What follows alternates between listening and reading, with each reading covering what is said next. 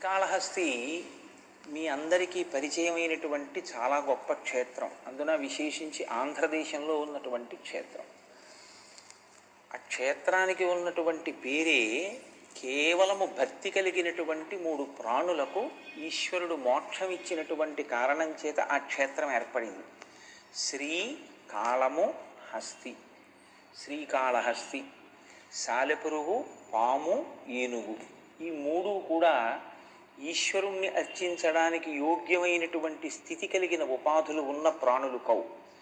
ఈశ్వరార్చన చెయ్యడానికి, జ్ఞానమును పొందడానికి అనువైనటువంటి ఉపాధి కేవలము మనుష్య ఉపాధి. కానీ అటువంటి అవకాశం లేనటువంటి ఉపాధుల యందు ఉన్న విశేషమైనటువంటి భక్తి తత్పరతతో బతికాయి కాబట్టి, ఈశ్వరుడి కోసం మరణించాయి కాబట్టి, ఈశ్వర సేవ గురించి మరణించాయి కనుక ఈశ్వరుడు వాటికి మోక్షం ఇచ్చాడు.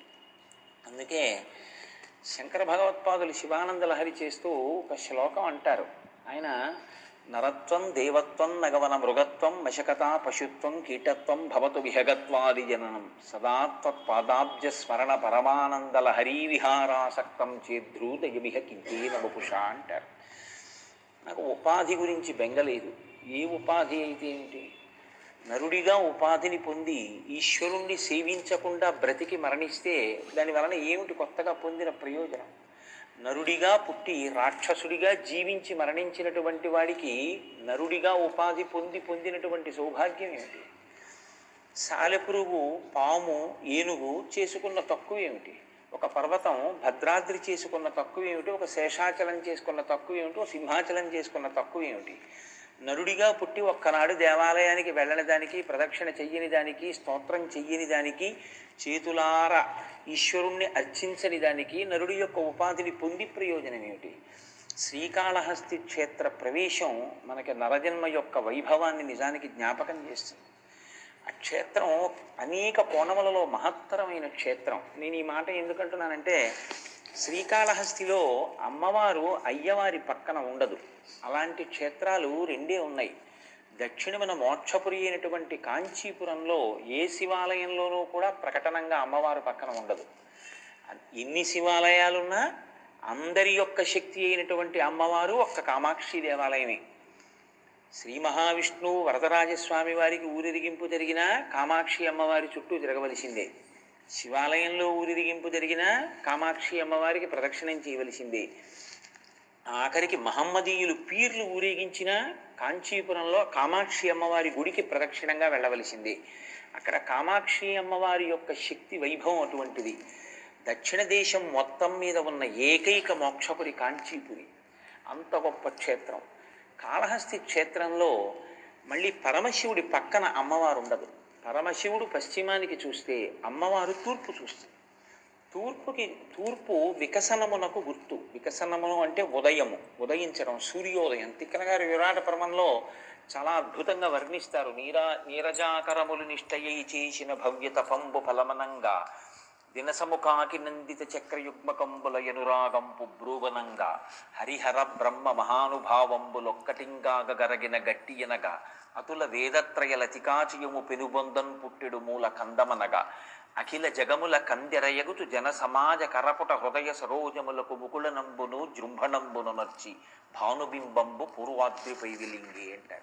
మహానుభావుడు కవి బ్రహ్మ, గొప్ప తపస్వి, వేదాంగములు చదివినవారు. కాబట్టి ఆయన నోటి వెంట భానుస్తుతి అంత గొప్పగా పడింది. జన సమాజ కరపుట హృదయ సరోజములకు ముకుళనంబును జృంభణంబును నర్చి అంటారు. ఆ భానుబింబం ఉదయిస్తే సమస్త జగత్, లోకులందరూ, ప్రాణులు, ప్రత్యేకించి మనుష్యుల యొక్క చేతులు కలువ మొగ్గలు ముడుచుకున్నట్టుగా ముడుచుకుంటాయిట. ఎందుకని? మనందరం సూర్యబింబాన్ని చూడగానే ఇలా నమస్కారం చేస్తాం. చేతులు ముడుచుకుంటాయి. ఆ సూర్యబింబం ఉదయించగానే లోపల ఉండేటటువంటి హృదయ పద్మములు వికసనాన్ని పొందుతాయి. అందుకని అందరూ కందెరయగుచు కనురెప్ప పైకెత్తుతారు. ఇన్ని కోట్ల జీవుల యొక్క కనురెప్ప విచ్చుకునేటట్టు చేయగలిగి, చేతులనే తామర మొగ్గలు ముడుచుకునేటట్టు, లోపల ఉండేటటువంటి హృదయం అనేటటువంటి పద్మం వికసనం పొందేటట్టు చేయగలిగినదై భానుబింబంబు పూర్వాద్రిపై వెలింగి అంటారు. ఆ తూర్పు దిక్కు వికసనమునకు గుర్తు. అమ్మవారు అక్కడ జ్ఞాన ప్రసూనాంబ, ఆమె జ్ఞానమునిచ్చేటటువంటి తల్లి, హృదయ వికసనమునకు తోడ్పడుతుంది. అందుకని ఆమె తూర్పు చూస్తుంది. ఒక్కసారి శ్రీకాళహస్తి క్షేత్రానికి వచ్చి శివ అని అన్నావా, ప్రాణోత్క్రమణ సమయంలో ఊపిరి మీద కదా మనిషి యొక్క జీవనం ఆధారపడి ఉంటుంది. యావత్పవనో నివసతి దేహే తావత్ పృచ్చతి కుశలంగేహే గతవతి వాయో దేహాపాయే భార్యా బిభ్యతి తస్మిన్ కాయే అంటారు శంకరులు భజగోవిందంలో. ఊపిరి ఉన్నంతసేపే భవతి, బతికున్నాడు అంటారు. ఊపిరి వెళ్ళిపోయిందా, వెళ్ళిపోయాడని బయట పడుకోబెట్టేస్తారు. అటువంటి ఊపిరి మీదనే జీవనం ఆధారపడుతుంది. వాల్మీకి మహర్షి శ్రీరామాయణం చేస్తూ ఉత్తరాఖండలో అంటారు, వాయు ప్రాణ సుఖం వాయు. ఏదైనా మొదలు పెడితే ఇదే బాధ, ఇటు నుంచి ఎటో వెళ్ళిపోతుంది. వాయు ప్రాణ సుఖం వాయు అంటారు. వాయువే ప్రాణము, వాయువే సుఖము. వాయువుని మించి సుఖం అన్న మాట ఏమి ఉండదు. ఊపిరి సరిగా అంది బయటికి వెడితేనే సుఖం. ఎన్నింట్లో ఉంటే మాత్రం ఎగోపిరో దిగోపిరో వస్తే సుఖమేమిటి? వేడిగా ఉండి గాలికపోతే సుఖమేమిటి? ఎన్నున్నా సుఖమేమి ఉండదు. వాయువే సుఖము అంటారు. అటువంటి వాయువు మనకి ప్రాణమును నిర్ణయం చేస్తుంది. అక్కడ ఉన్నది వాయులింగం.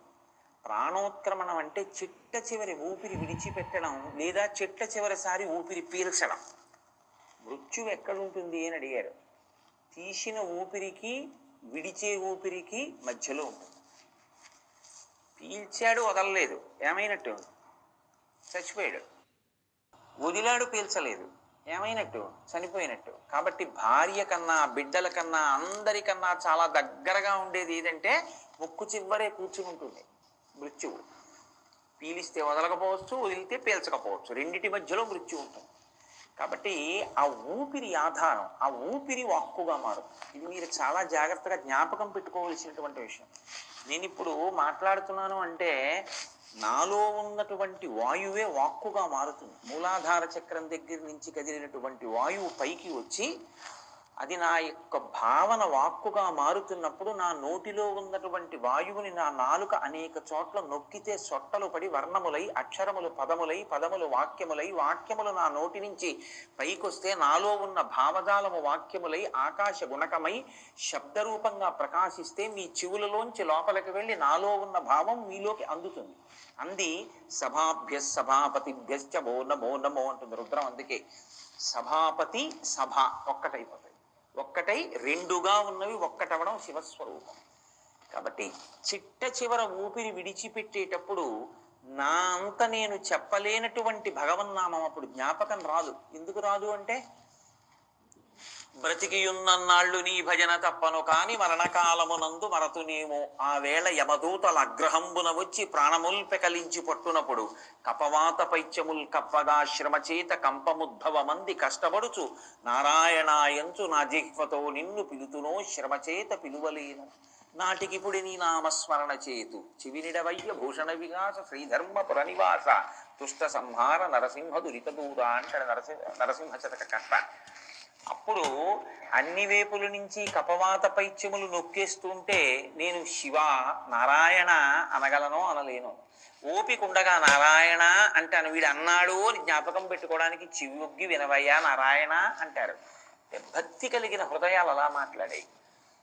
చిట్ట చివరి ఊపిరి నీయంత నీవు వాక్కుగా మార్చుకుని శివ అంటూ వెళ్ళిపోగలవో వెళ్ళిపోలేవో.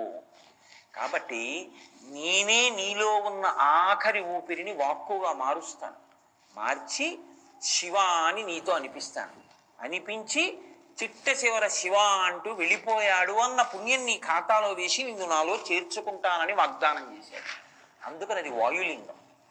అందుకే ఇప్పటికీ అక్కడ ఉన్నటువంటి శివలింగం దీపమునందు మీరు దర్శనం చెయ్యాలి. దీపంలో వెలిగేటటువంటి ఆ జ్యోతి ఎప్పుడు కదులుతుంటుంది.